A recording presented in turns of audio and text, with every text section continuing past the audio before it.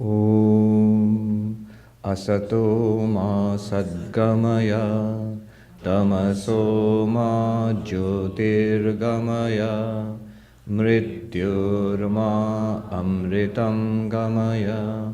Om Shanti Shanti Shanti.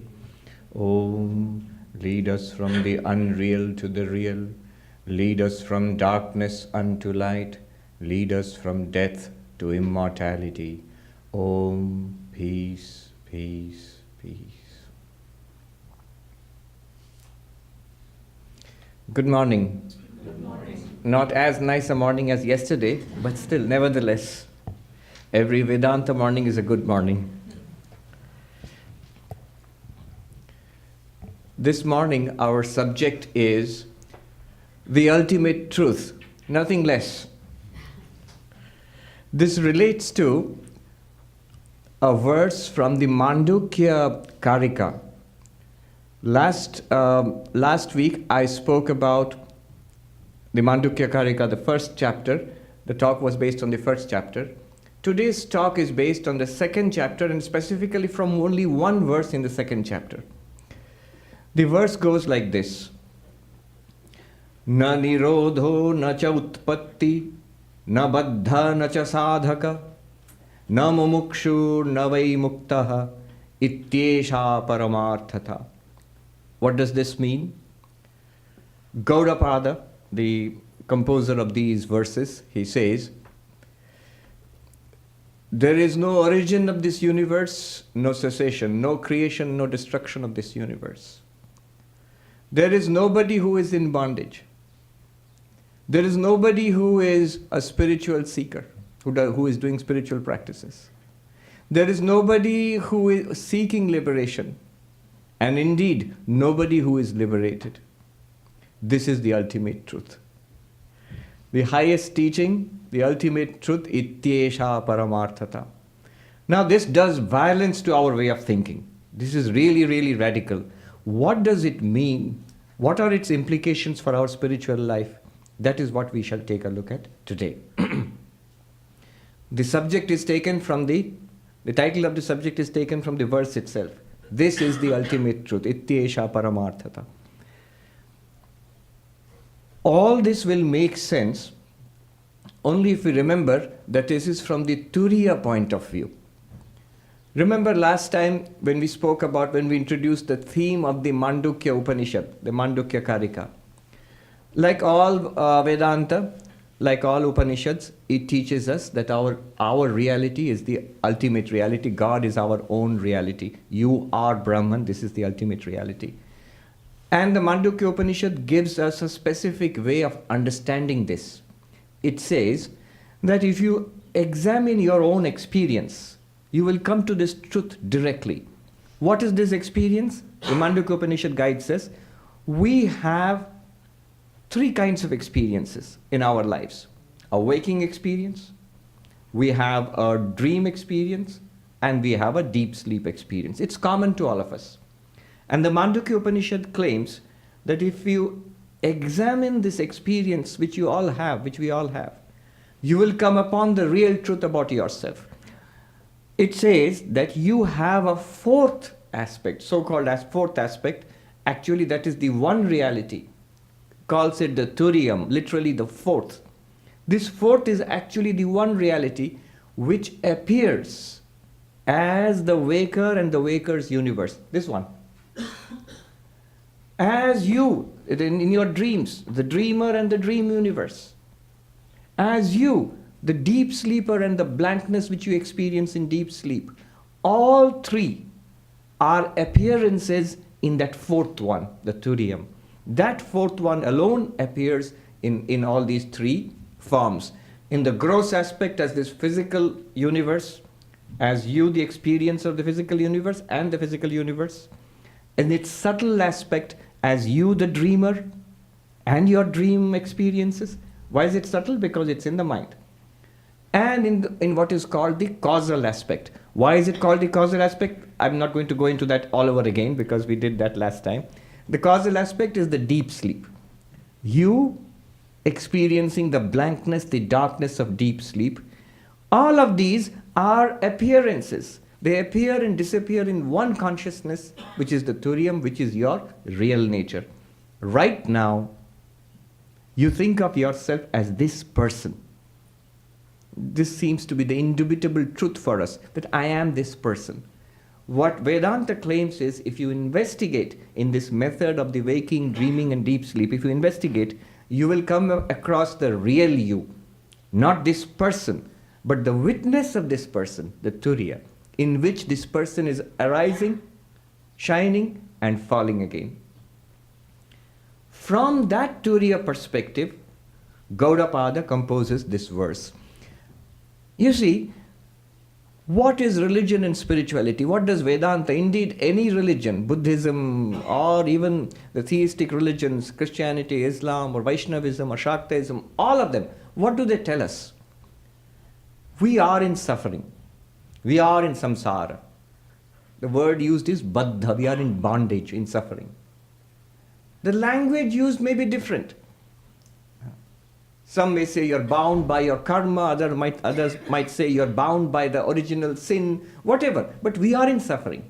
We are experiencing suffering. The Buddha says, the beginning of Buddhism is the acknowledgement that all is suffering. So we are bound, we are in suffering. And the claim is that if you go through certain spiritual practices, in Sanskrit, if you become a sadhaka, a spiritual practitioner. It could be of various kinds of practices, depending on the religion, your particular choice, your particular approach, philosophy. It could be meditation, it could be doing good to others, it could be love and devotion and surrender to God, it could be Vedantic analysis, karma yoga, bhakti yoga, raja yoga, jnana yoga, it could be any kind of practice. You become a sadhaka, a spiritual practitioner. Why? Because you are a mumukshu, a seeker after spiritual liberation. I want freedom from suffering. I want freedom from samsara. The samsara which I am trapped in, I want freedom from that, and therefore I am doing spiritual practices. The core teaching of the Buddha, it sums up the entire structure of religion. There is suffering, one. There is a cause of suffering. There is an end to suffering, that is moksha, nirvana. And there is a way, sadhana, ashtanga marga, Buddha says. So I am a spiritual seeker. I am doing spiritual practices and I am a spiritual seeker, mumukshu. Mumukshu literally means one who is seeking freedom. And finally, I hope that after all this spiritual seeking, all this spiritual practice, one day I will become free, enlightened, liberated. I will become Jivan Mukta, liberated while living. Or in different religions, in different languages, I will one day go to heaven and live with God and be free of suffering.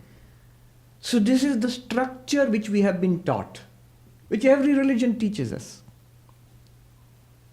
Bondage, practice, spiritual seeking, aspiration, and freedom.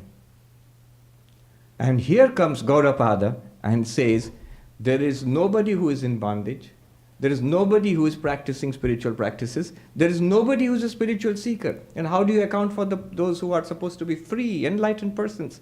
There is nobody who is an enlightened person or free. There is nobody who is mukta. And this is supposed to be the final teaching, the ultimate truth. What does this mean? Today we shall investigate this. Do you see the radical nature? First you must appreciate, why is it so shocking? This one, if properly understood, and which we shall attempt to do at the end, by the end of this session, we shall try to grasp the meaning, the implication of this. If properly understood, then really we will get an understanding of what samsara is. A deep, direct understanding of what samsara is. We will get a real understanding of what bondage is. When he says there's no bondage, we'll see what is really meant. We will understand what is spiritual practice and what is the role of spiritual practice, what it can do and what it cannot do. We will understand that today. We will understand what it is meant to be a real spiritual seeker, mumuksha. And we shall not only understand what it means to be enlightened, to be free. If one really understands this, grasps it, assimilates it, one will be free by the end of this talk. That's why it's called the ultimate truth, the final teaching. Like last time, this time also the usual cautions apply. I mentioned last time that there is a immature way of understanding this, and there is a mature way of understanding this. And the immature way will say that, oh, now I realize all kinds of conventional religion and prayer and temples and churches, all of them are false, so they are all imaginary or superstitious. Now I have got the real truth. Even worse, I have no need, now I know, I have no need to meditate, I have no need to pray, I have no need to do any good works or anything like that, because I know the truth, I'm free. No, that's an immature way of understanding it. The mature way is, we get a deeper understanding of what samsara is, what bondage is, what spiritual practice is, does it mean to be a spiritual seeker, and finally what it means to be free. That is the mature understanding which we shall aim at. We shall see how, instead of cutting at the root of religion, this actually gives a foundation to religion. That's what we shall see. Where to start? Let's start at the beginning. It says that there is no origination, no creation of the universe, no destruction, no cessation of the universe. Na utpatti, na nirodha, na cha utpatti. What does that mean?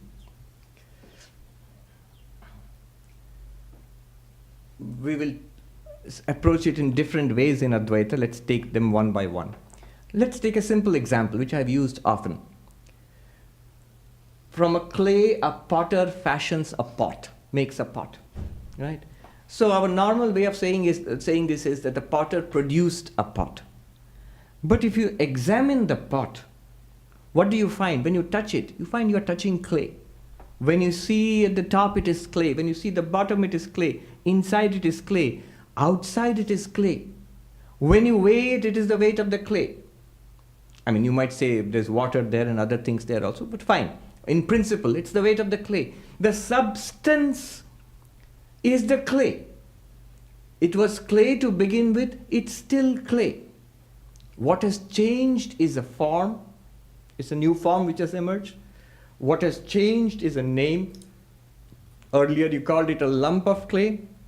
Now you call it a pot. What has changed is the use.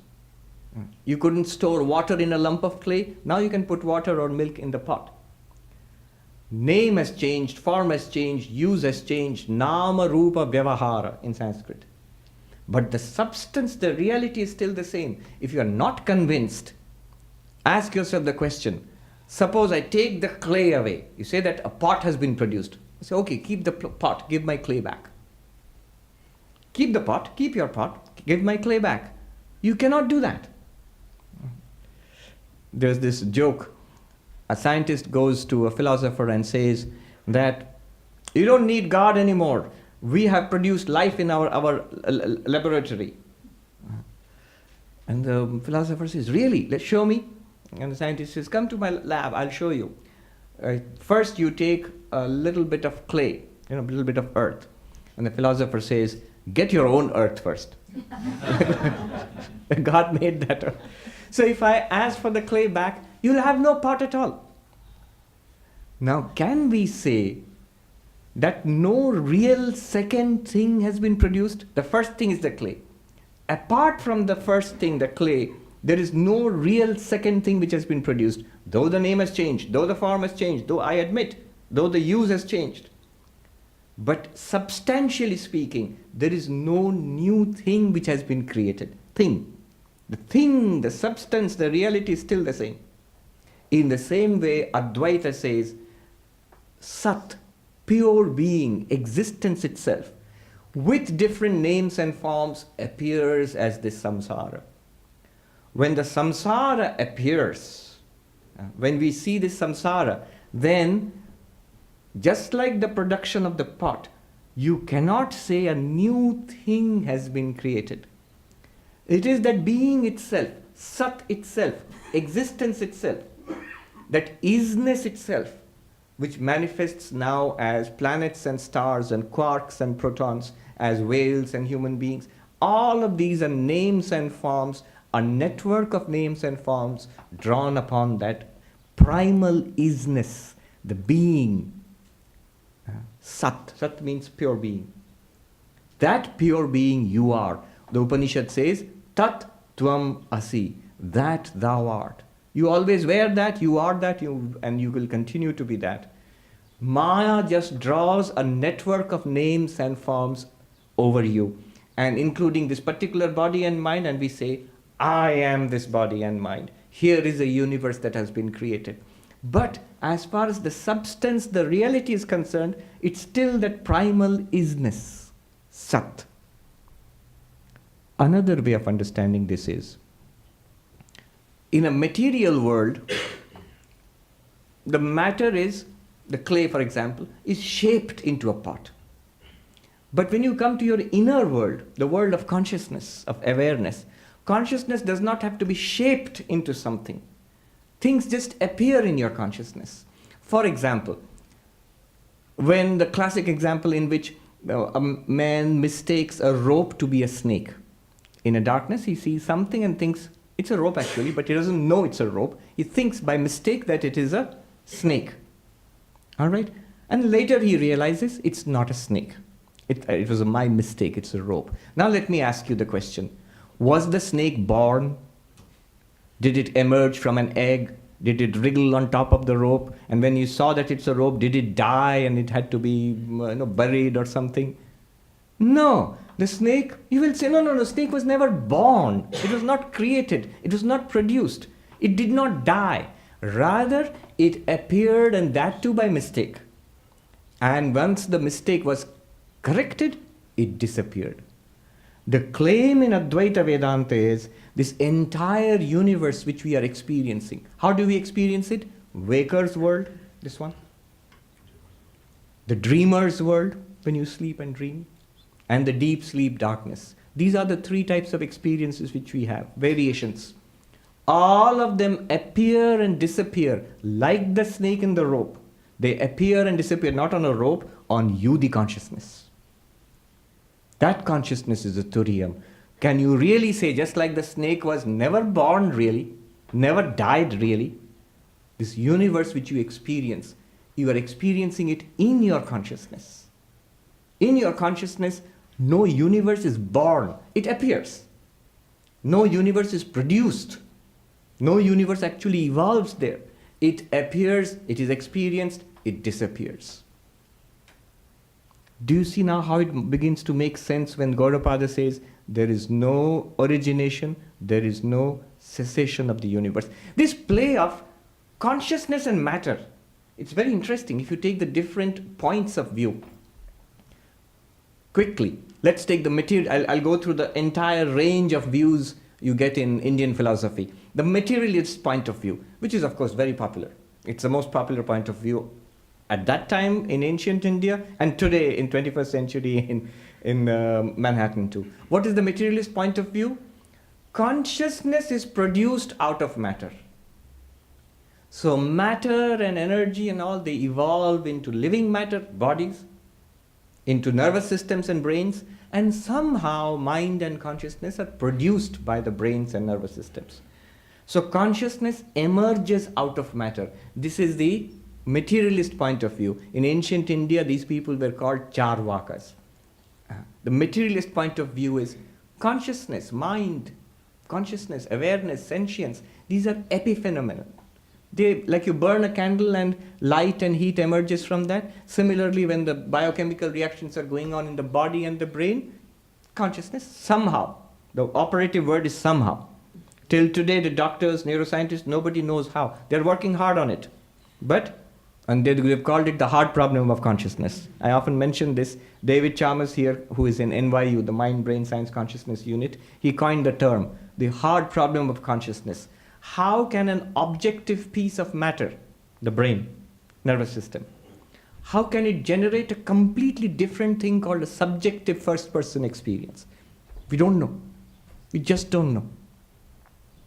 How does mind emerge out of matter? There's an old joke in philosophy classes when they talk about mind-matter dualism. What is mind? No matter. What is matter? Never mind. I'm sorry, I couldn't resist that. It's an old joke. But it goes to the heart of the problem. That now they have called it the hard problem of consciousness, and if you Google it, it's all over. There are in different branches, psychologists, philosophers, computer scientists, neuroscientists, linguists. They're all trying to understand and crack this hard problem of consciousness. How can matter give rise to consciousness? But that's the view of the materialist. Because matter is the ultimate reality, so if there is something called consciousness, it must arise out of matter. There's no other way. We will not consider any other alternative. That's one point of view. In India, it was called the Charvaka point of view. The second point of view is just the opposite. It's the point of view of religion, of theistic religion. In Hinduism, when you talk about God creating the universe, so a universe is created. A universe is produced, it exists and is destroyed. And that's what God is supposed to do. Srishti Sthiti Pralaya. In Sanskrit, God projects, not actually creates, but projects the universe, maintains the universe, and reabsorbs the universe at the end of the cosmic cycle. So, depending upon your choice of deity, you can say Vishnu does it, or Shiva does it, or the Divine Mother Kali or Durga does it. Or the same idea is there in the theistic religions, in Christianity, in Islam, in Judaism. God creates the universe. Is the universe created? Yes, very much so. Where is it created from? Is God consciousness? Yes, definitely. Whatever your idea of God, in whichever religion, nobody will say God is a block of stone. They'll say God is consciousness, God is sentient. So, the material universe, matter, time, space, energy, emerges out of consciousness. If you take the principle behind it, this is just the opposite of the materialist approach, Charvaka. So the theistic approach, whether in Hinduism or in any other theistic religion, that matter emerges out of consciousness. Second approach. Third approach is the eternal duality of consciousness and matter. This is held by Sankhya philosophy, by Yoga philosophy, by Jaina philosophy. They say neither emerges out of the other. Consciousness is eternal. Matter, space, time, energy, eternal. So this time, space, matter, energy, they lump it together and give it one word, Prakriti, nature. Prakriti, that's the Sanskrit word for nature. Nature is eternal, it is not produced from something else. And what about consciousness? Consciousness is also a fundamental reality. It coexists with nature like two parallel lines. Consciousness, Sanskrit word Purusha, nature, Sanskrit word Prakriti. They eternally coexist. Neither one produces the other. And they interact. The interaction of consciousness and nature is samsara. If that sounds too abstract, it's not at all abstract. It's very much concrete for us. Right now, what you consider yourself to be right now, is an interaction of nature and consciousness, Prakriti and Purusha. You, the sentient being, with this body provided to you by nature, with this mind provided to you by nature, you are one package, but with two components, Purusha, Prakriti. And this is samsara. So this parallel coexistence of consciousness and matter and energy and time and space, this is the view of Sankhya, Yoga philosophy, Patanjali Yoga philosophy, Jaina philosophy. Next comes the Buddhist. I'm taking one point of view, the Tibetan Buddhist, the Mahayana point of view, specifically Madhyamaka and Vijnanavada point of view. What they say is, yes, matter, nature and the objective universe and the subjective consciousness, the two, the self and the not self, Both are empty. They are neither produced from each other, nor are they continuing parallelly with each other. The real nature of both is emptiness, shunyata. They have terms for that. Dharma shunyata, by which they mean the emptiness of the objective universe. And Pudgala Nairatmya, Dharma Nairatmya and Pudgala Nairatmya. Nairatmya means the self, non-self nature. The self itself is, if you analyze it, it's revealed as empty. There's no such thing as a self. And what about the external universe? No such thing as the external universe. So both consciousness and matter are revealed to be empty, shunya. That is the Buddhist approach. And if anybody is philosophically trained, yes, I am oversimplifying a little bit. I can see if a philosopher might be rolling his eyes. But for this purpose, it will bring out what I'm trying to say. I'm trying to just simplify and put the different points of view in one framework. Then comes the non-dualist framework, which we are talking about, where consciousness alone is the reality, and that which we take to be the non-conscious, matter, time, space, bodies, our samsara, this world, these are appearances in consciousness, not apart from consciousness. Just like a dream, when you go to sleep and dream, all the things that you see in the dream have no existence apart from your own mind. In the same way, this entire universe which we experience has no existence apart from consciousness. Non-dual. The consciousness is non-dual, meaning there is no second thing apart from consciousness. Non-dual, not two.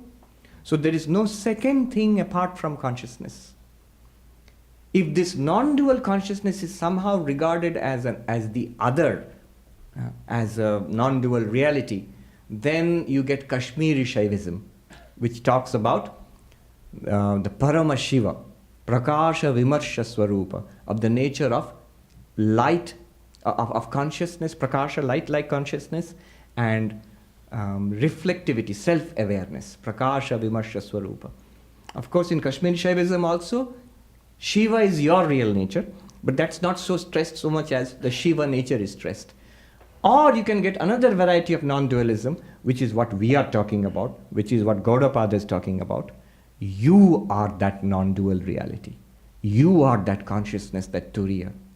In you, the consciousness, the entire universe is an appearance, not apart from you, not a second thing apart from you. Hence, you are that non-dual consciousness, Turiyam. You are the universe. Whatever you are experiencing right now, it's you, the consciousness. Both of these statements are true. Either I am all of this, or I am none of this. When we are in ignorance, when we are not aware of our real nature, the sign of ignorance is that I say, I am this, and nothing apart from this. This is me, and that's not me. The enlightened person would say it is true to say, I am all of this, or I am none of this. To get stuck in a particular body, mind, and personality, that's ignorance. You step back from a particular body, mind, and personality into the background consciousness, the Turiyam, that's enlightenment. So from this point of view, the universe is not produced. It is not destroyed. It is nothing other than you. It appears in you, it shines in you, and it disappears within you. Na baddha.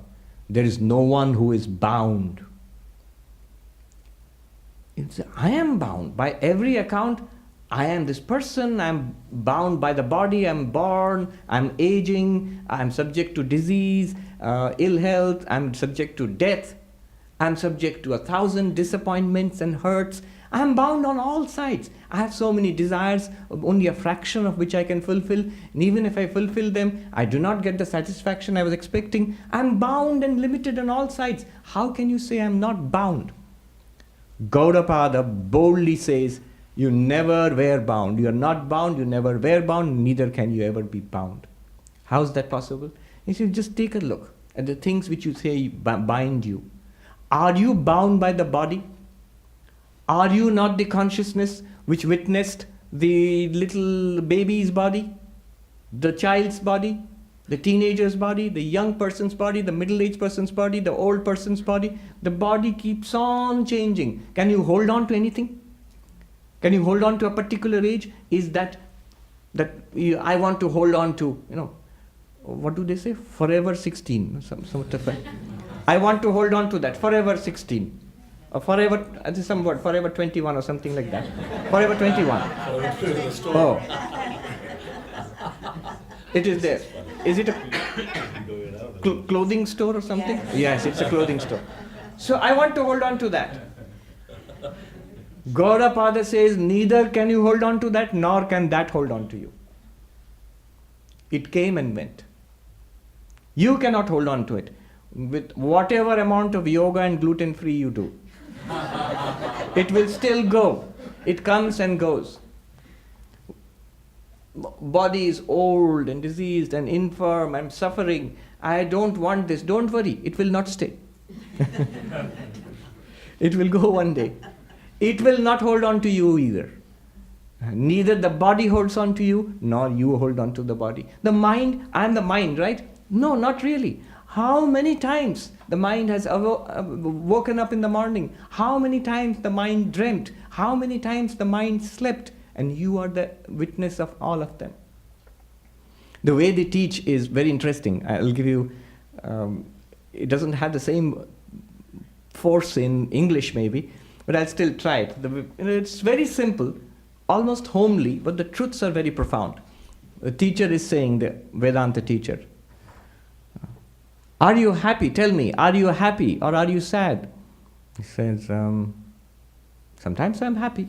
Always happy? No, sometimes I'm sad. And the teacher said, how is that possible? How can you be two things? So what do you mean? Follow this carefully. It might sound simplistic, but it's very profound. How can you be two things? Sometimes I'm happy, sometimes I'm sad.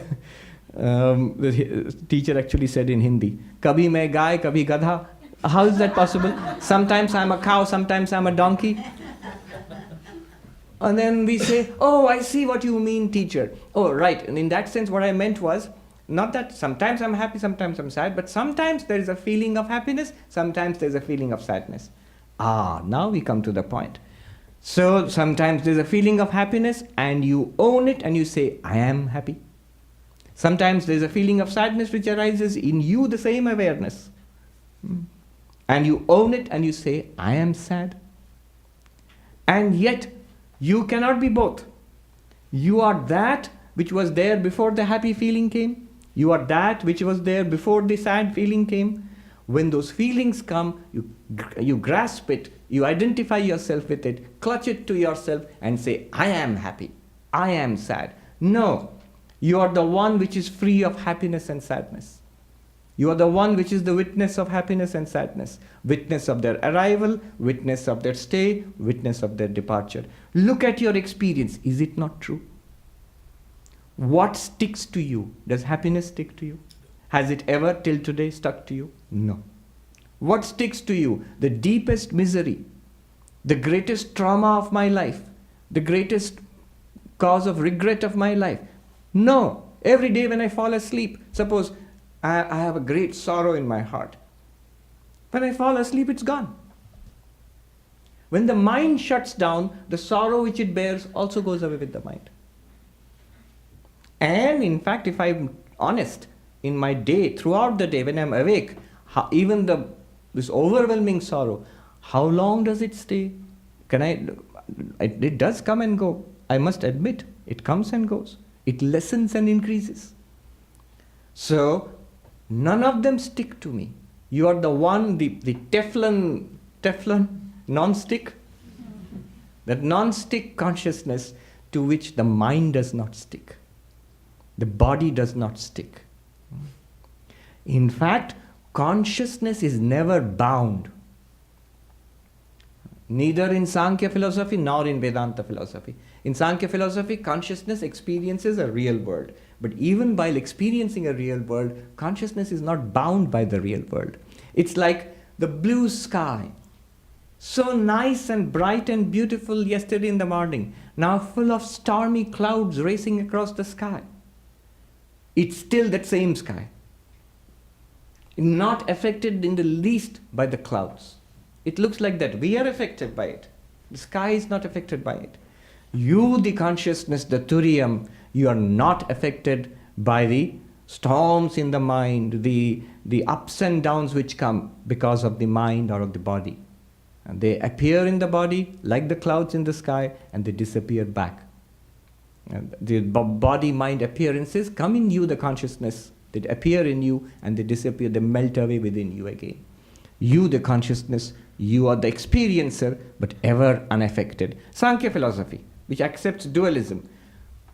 What to speak of Vedanta, which does not even accept that there is a separate reality called the mind.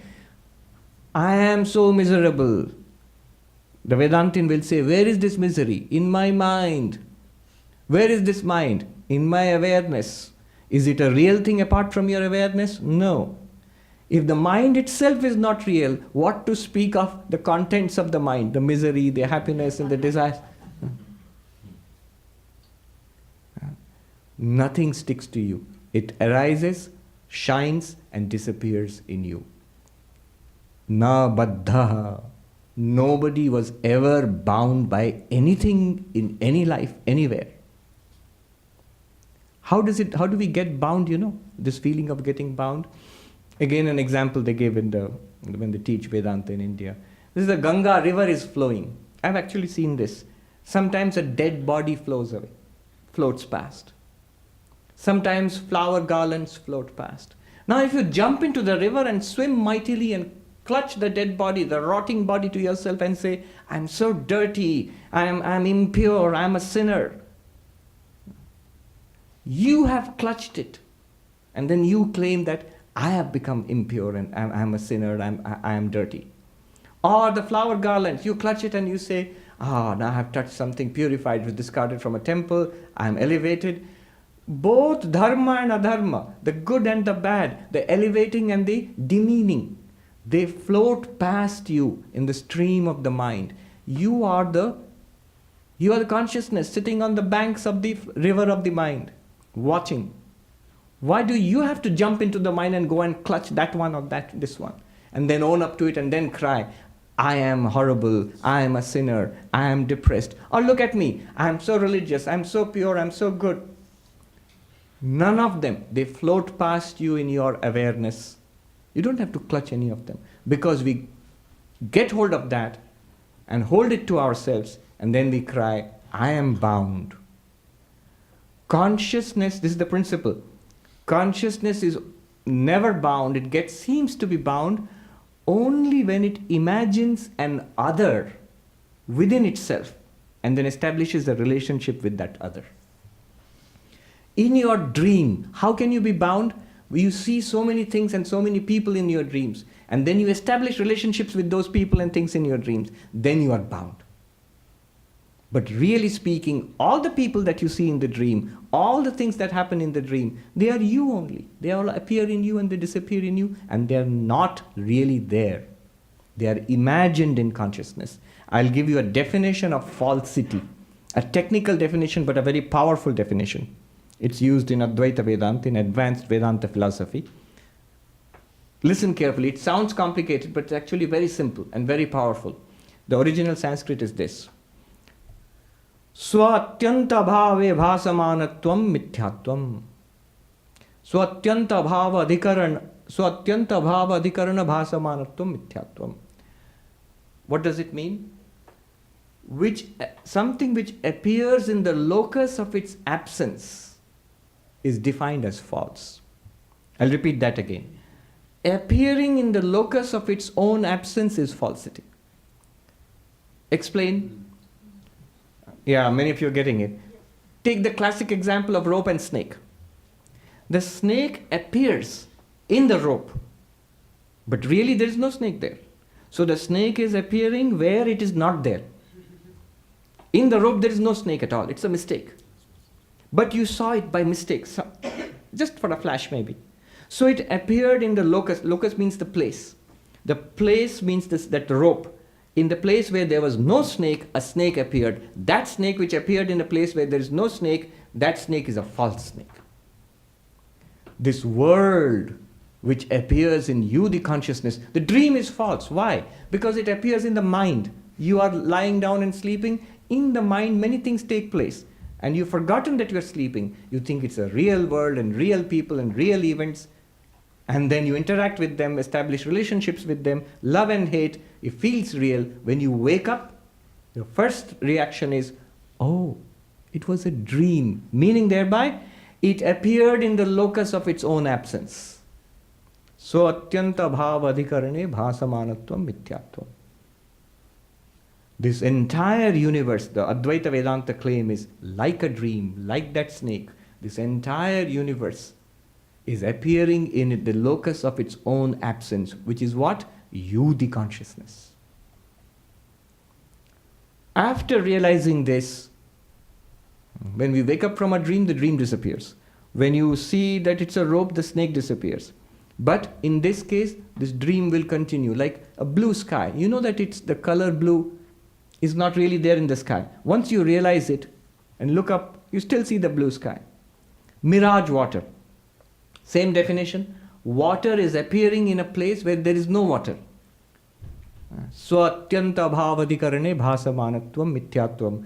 Appearing in a locus of its own absence is falsity. The water appears in a desert where there is not a drop of water. That's why you call it a mirage water. It's not really there. After you realize that, when you look back upon it, what do you see? Water. It still looks like water. Similarly, when you realize this entire world, body, mind, this person, and all other persons, they are all appearances in me, the one consciousness. They are appearances in the locus of their absence, which is me. Then the falsity of the world is realized, and yet you continue to experience this. Then all things become entertainment for you. For a jnani, everything is entertainment. Everything is fun. Life becomes joyful, full of fun, it becomes a blissful, they call it a river of bliss. Na baddha. There is no one who is bound. I'm just reminded of something in the earlier point that consciousness is fundamental. We were talking about consciousness arising out of matter, or matter arises out of consciousness, or consciousness is fundamental to the universe, neither arises out of the other. David Chalmers, who is here in the NYU Mind-Brain Consciousness Unit, he says in one place, in an interview, he said, quite humorously, that if you contemplate the hard problem of consciousness long enough, you become a panpsychist. Panpsychism means consciousness is fundamental. It's not born out of matter. It exists along with matter, space, time, and energy. Either you become a panpsychist or you go into administration. You begin to believe that consciousness is fundamental. It has not originated from matter. Here is a person who is not influenced by Eastern mysticism or Eastern philosophy. Here is a person who is not at all a mystic of any sort, but he is a very hard-headed philosopher and would be happy to describe himself as a materialist. But he says we just cannot accept that consciousness was born out of matter. There's no way of explaining it. Anyway, going ahead, na sadhaka. Now we are beginning to get the hang of what Gaudapada is doing. He is using these provocative words. There is no universe which was born. There's nobody who is bound. Nobody who's a spiritual practitioner. But basically he's pointing to Turiyam, the ultimate reality, in all of these. Na sadhaka. There is nobody who's a spiritual practitioner. About spiritual practice, let me make a few quick observations. The word sadhaka relates to another word in Sanskrit, sadhana, and another word, sadhya. What do these words mean? Sadhya means a goal which I have to reach. Sadhana means the instrument that will take me to that goal. And sadhaka means one who operates that instrument. So I want to come to the Vedanta Society. The goal is that, sadhya. Then what is the sadhana, the instrument? The subway. And then I become the sadhaka who uses the subway to come here. So basically it is cause and effect. If I do this, this will happen. If this, then that. This is causality. All spiritual practice depends on causality. And Gaudapada says, Turiyam, the ultimate reality which you want to realize, is beyond causality. You cannot do something and get it. Shankaracharya in one of his commentaries says, what can any kind of spiritual practice, any kind of work, causality, what can it do? It can do 4 things. It says, Utpadya, Apya, Samskarya, Vikarya. 4 words in Sanskrit. You can produce something, you can get something, you can change something, you can refine something. These are the meanings of the 4 words. And he gives examples. So, the farmer puts seeds in and produces crops. Can you produce the ultimate reality? I am Satchidananda. Can it be produced in some way? Can you make it? No. It can't be made. It's already there. It's ultimate reality. It exists. It's because of that everything else comes and goes. Or if you cannot produce it, apya, can you get it? Can you buy it from a shop? Can you import it? Can you borrow it? Can I get it from my guru? I am Satchidananda, my divine nature. Can I get it from somebody? No. That's something that you can do, but no. The Atman cannot be got in that way. Can I modify something into the Atman? Like he gives the example of milk being modified into curds, into yogurt. So here I am, a sinful, fallen person. Can I modify myself? Can I change myself into divinity? I am a body and a mind. Can I become pure consciousness? Can I change myself into? No, that also you cannot do. The 4th option is refine, samskarya. So the building needs a facelift and you paint it. Or you extract ore or oil from the ground, crude, and then you go through a enormous process, complicated process of refining it into the kinds of products you want. Can I reform myself, a fallen being, into, can I refine myself into divinity? Scrub and scrub and scrub until I shine? No, you cannot do that. One reason you cannot do any of these things is all of them are strictly temporary. So whatever you produce, whatever you get, whatever you produce will be destroyed at one time. Whatever you get will be lost at one time. Whatever you change will again change into something else after some time. Whatever you refine will again degrade after some time. If Atman, the Turiya, is something like this, it would be something that is produced and destroyed, which is got and lost, which is refined and degraded, which is changed and changed and changed. That would not be divinity, that would not be enlightenment, that would not be release from samsara. You cannot do any of these. It is not something that you can do by spiritual practice. Here is a note of caution. Then I will not do spiritual practice. Thank God, I'm saved. I thought I had to do lots of meditation and prayer and be a veritable saint or something. Now you're telling me you cannot get it by spiritual practice. Good. Swamis, they put it very nicely. Bahut bade gaddhe mein giroge. You're going to fall into a very big pit you have dug for yourself. No, don't do that. All of these spiritual practices, remember, they are instruments designed to achieve a goal. So from a Vedantic perspective, you begin to understand what these spiritual practices will do. See, this teaching, if it takes hold, if you feel that you are the Turiyam and you actually experience life in that way, if you can honestly claim, I transcend my sorrows, I understand sorrows at the level of body and mind, I am the unaffected witness of it, I have no more problems, thank you Swami, this is the last time I'm coming to Vedanta Society, I've realized everything. Then you don't need it. Then you don't need spiritual practice. But if I say that I just can't grasp this, I have so many problems. Well, if you are Turiyam, the pure consciousness, you don't have problems. If you have problems, then in some sense, you're still identified with the body and mind. Then you definitely need the spiritual practices. Selfless work purifies the mind. Deep devotion and surrender to God takes all the desires which flow into the world, collects them and directs them to God. Bhakti is of great use to a person walking on the path of knowledge. This is a great insight. Devotion, bhakti, love of God is a powerful thing for those who are walking on the path of knowledge. What is the big obstacle practically, what is the big obstacle for people walking on the path of knowledge?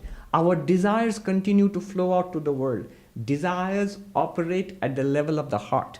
Desires do not operate at the level of the intellect. Here you are using the intellect to understand these concepts. And after some time, if you keep at it, the intellect will understand these concepts and you will get a lot of peace. But the desires still remain and they continue to flow towards the world. So bhakti operates at the level of the heart.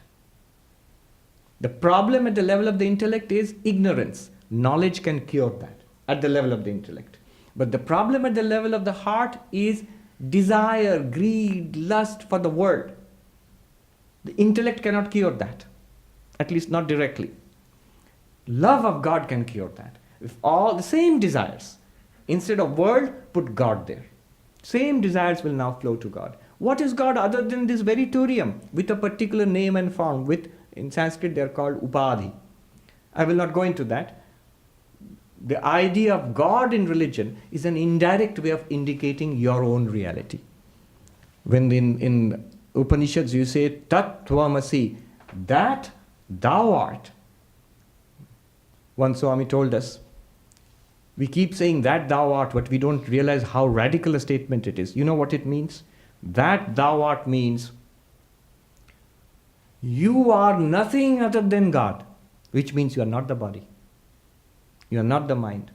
You are not even this little person. You are nothing other than God.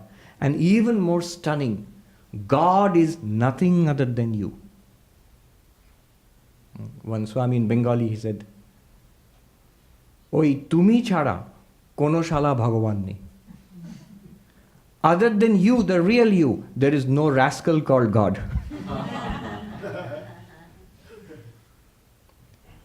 You are veritably God and God is veritably you. But remember, the real you, not the person. And otherwise it will lead to arrogance. That is crazy. That I am this little person of flesh and blood, I was born in such and such state. I am God. This is megalomania. This is why the dualists distrust the non-dualists so much. They charge the non-dualists with sacrilege and blasphemy. You are saying you are God. But you misunderstand us, sir.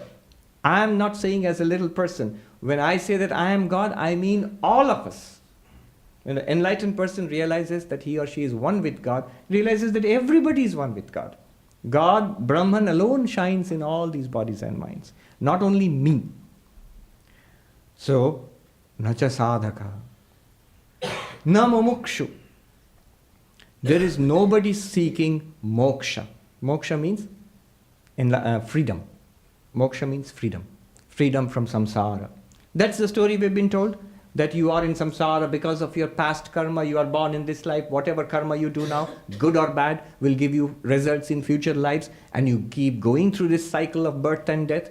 So all Hindus and Jains and Buddhists, the Sikhs, the Indian religions, they believe in this cyclic theory. And we want freedom from this. The cognate to this in the Semitic religions would be salvation. Going to heaven and staying with God. And here Gaudapada comes and says, Na mumukshuhu, there is nobody who is seeking moksha. Again, you understand he's talking from the Turiya point of view.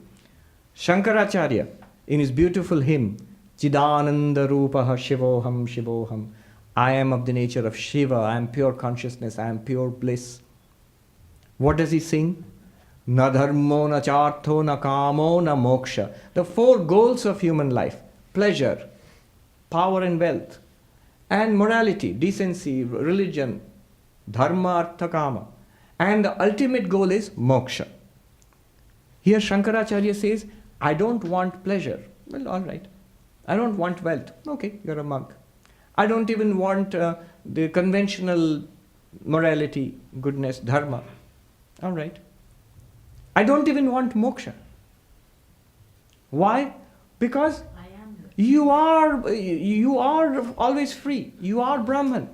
Right? Chidananda Rupa Shivoham. Does Brahman want moksha? Does Turiya want moksha? No. Why would Turiya want moksha? Why would the ultimate absolute reality want moksha? Freedom from what? Where there is only one reality, freedom from what? But you are that one reality right now. What freedom are you seeking? And from what? A great teacher once wrote actually, from an enlightened person's perspective, the same consciousness merged without any names and forms in the deep silence of samadhi. It's like an ocean without any waves. And now the ocean breaks out into waves. Names and forms, people and animals and things and the body and the mind and stars and planets appear. They are waves in the same ocean which that enlightened person is. Now, here is the crucial point. Agraha nahi hona chahiye. The enlightened person must not have a preference for this or that. To erase the universe in the silence of samadhi, that also shows ignorance. Because you think that this universe is something different from what you get in samadhi. To prefer this universe and not samadhi shows an extroverted mind. I want these things. But these things are exactly what is there in samadhi. Na mumukshu. All right, follow this carefully. Very interesting point. I will use a few terms. You know, Brahman is regarded as Sat, Chit, Ananda, existence, consciousness, bliss. Because we do not know ourselves as that immortal existence, Sat, we have a desire to live. I must continue living in this body. Why? Because I do not know that I am that immortal Sat, pure existence. In Sanskrit, the word is jijivisha, desire to live, continue to live in this body, struggle to preserve this body. Because I think I live only in this body. Somebody went and reported to Ramana Maharshi that such and such person is dead. And he said, it's very good. Your own existence is indubitable. Why would you want to preserve the body? You exist in the waking. You exist in the dream without reference to the waking body. You exist in the nothingness of deep sleep also. Why would you want to hold on to a particular system of flesh and blood? We somehow, in spite of all philosophy, we think our only existence is this one. It's not. Jijivisha, desire to continue existing in this body. Another term, jigyasa, a desire to know. We think we know this much, and there are many, many things other than what is known that we would like to know. Jigyasa, desire to know. But we do not know that we are that one chit, one consciousness in which everything is appearing. Suppose in your dream there are many things, some of which you have seen, and you get the feeling there are some things which I have not seen, I must see that. But when you wake up, you realize whatever you saw in the dream was your own mind. All the time, the things known and the things unknown are all in your mind. Is it not so? In the same way, Chit, pure consciousness, is the one reality in which the entire universe appears. Not knowing that, we think we know this much, and there are things which we do not know. In detail, it may be true. When you are enlightened, you realize everything is that one consciousness. The details you may not know, but you know it is one consciousness. But anyway, jigyasa, desire to know. There's another word, bubhuksha, desire to enjoy. Why? Because I think my joy, my bliss depends on the things of this universe. The food and the drink and the company and the movies, the pleasures of the senses that I get. From gross pleasures to refined pleasures of the arts and the science and literature. All of that, they will give me pleasure. But I am Ananda Swarupa. I am the nature of bliss itself. It is my bliss which is reflected out there, and I borrow it and taste it. I go out hat in hand begging for my own money. I am borrowing my own bliss is lent to the world, and then I like a beggar, I seek that bliss outside. The word is bubhuksha. Now 3 words. Jijivisha, desire to continue living in this body. Jigyasa, desire to know the particular things of this world. Bubhuksha, desire to enjoy the particular things of this world. All of them stem from the ignorance of my nature as Sat, pure being, immortal being. Chit, pure consciousness. Ananda, pure bliss. In order to make me realize this, a new term is put forward. Mumuksha, desire to be free. Desire to live in the body, desire to know things separately in the world, desire to enjoy things in the world, all based on ignorance. Mumuksha, desire to be free, is also based on ignorance. What ignorance? That I am already free. I don't know that. Desire to be free. But this mumuksha cancels the other 3. It replaces the other 3. The desire to continue living in this body, desire to know particular things in the world, desire to enjoy sense objects, they are all replaced by an overarching desire to be free of samsara. That's mumuksha. But when we realize we are Satchidananda, that mumuksha also is gone. Because we always were free. That's why he says, na mumukshu, there is nobody who desires to be free. From Turiya point of view. And finally he says, na muktaha, not free. There is nobody who is free. So what does that mean? How do you explain the enlightened people? All of these people, Ramana Maharshi and so many others, all throughout history, they were free, enlightened people. How do you explain that? What he means to say here is, there is freedom, but nobody who is free. What does that mean? To explain that, let me give another example. I have earlier mentioned this example. Nisarga Datta, somebody pointed out to him, he was regarded as an enlightened being. He lived in Mumbai a few decades ago. In a slum, which is regarded as an enlightened being. That book is there, very popular, I Am That. Somebody said to him, you are an enlightened being, you are Brahmagyani, you are a knower of Brahman. And immediately he reacted in annoyance and he said, and just as a way of teaching, he said, you are insulting me. Insulting you? Knower of Brahman, that's the highest praise you can give in our civilization. The knower of the Absolute. He said, I am not Brahmagyani, I am Brahman. I am not a knower of Brahman, I am Brahman. Pointing out thereby the secret of enlightenment. When you are enlightened, when you know that the Absolute, Turiya, it's not as an object. I know the Turiya, I know the Satchidananda, I know the Absolute, I know Brahman. No. You are that. That's what you realize. You are not a person who realizes the Absolute. If you are a person who says, I know the Absolute, then you do not know. The Kena Upanishad says, he who claims that he knows does not know. He who knows that it cannot be known as an object knows, truly knows.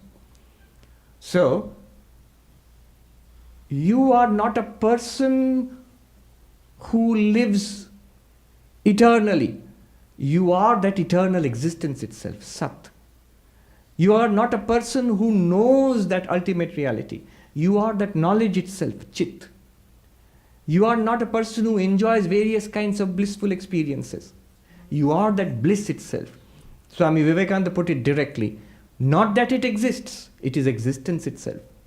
Not that it knows something, it is knowledge itself. Not that it is happy, it is happiness itself. Sat, Chit, Ananda. When you become an enlightened person, you are not a Brahma Jnani. You are Jnana Swarupa, knowledge itself.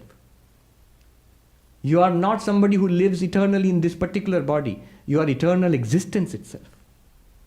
You are not somebody who has lots of bliss in the mind. You are bliss itself. In the same way, you are not somebody, follow this carefully, you are not somebody who has become free. You are freedom itself. You are not a person who is mukta. Literally the word mukta means a person who is free. The person is never free. You become free of the person. The person does not become free.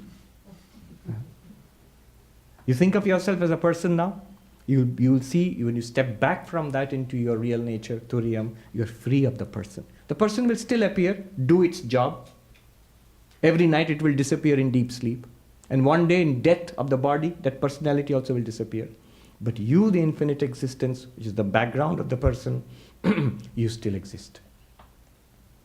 That is freedom, not a person who becomes free. In that sense, na muktaha. You're not a person who becomes free. This is ityesha paramarthata. This is the highest teaching, ultimate truth. What is this ultimate truth? One reality. See one reality. In samadhi, in the deepest meditation, in your waking world here, one reality. In the highest heaven and in the lowest, most infernal hell, I will say boldly, see that one reality, Turiya. They appear in you and disappear in you. In the heights of happiness and success, in the depths of misery and frustration and failure, one shining reality, Turiya. And thus you are free. Stand upon that. Establish yourself in that, your real nature. All these are mirages and dreams which come. Enjoy them when they come and go. Don't try to, one Zen saying which I liked very much, playing of one thing against the other, desiring one thing that it should be so and it should not be so. This is the disease of the mind. Why is it the disease of the mind? Now we realize. This should be so and that should not be so. I like this and I do not like this. Both of them are you, the consciousness. It shows an ignorance, a preference for this and a dislike for the other. It shows that you do not realize the one reality behind both of them. Such a person will not criticize. Everybody that you meet, everything that happens to you is a manifestation of the light of the divine, your own light. You yourself appear. Whom to blame, whom to praise? This is Vivekananda's lines. One only exists. Whom to blame, whom to praise? Praiser, praised, blamer, blamed are but one. And that one is you. This is the ultimate truth. Vedanta points this out.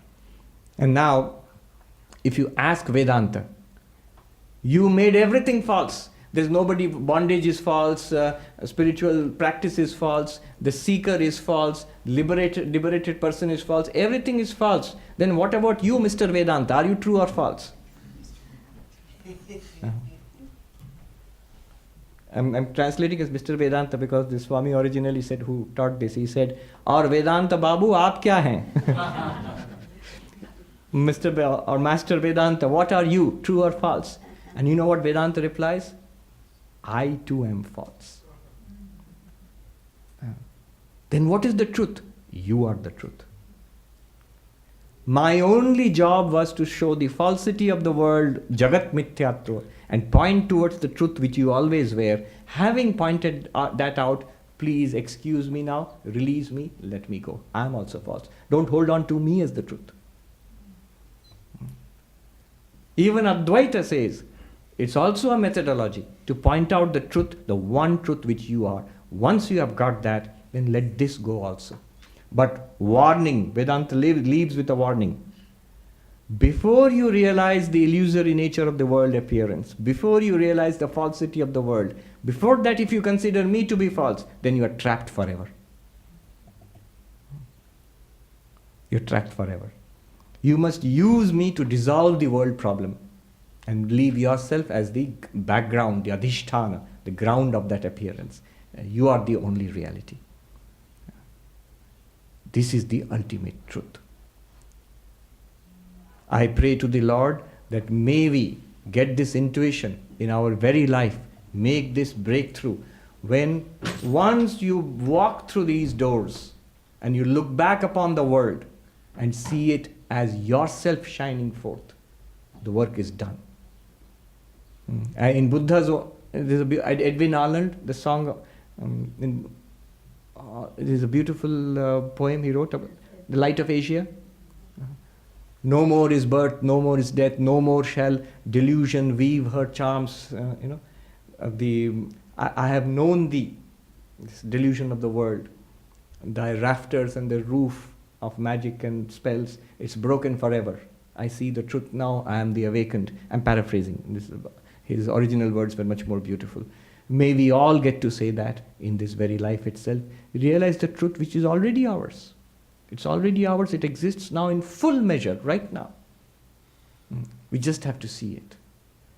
With prayers to Thakurma and Swamiji, with their blessings, may we realize this great consummation, this greatest of all adventures. May it come to a culmination in this very lifetime of ours. Om Shanti Shanti Shanti Harihi Om Tat Sat Shri Ram Krishna Arpanamastu.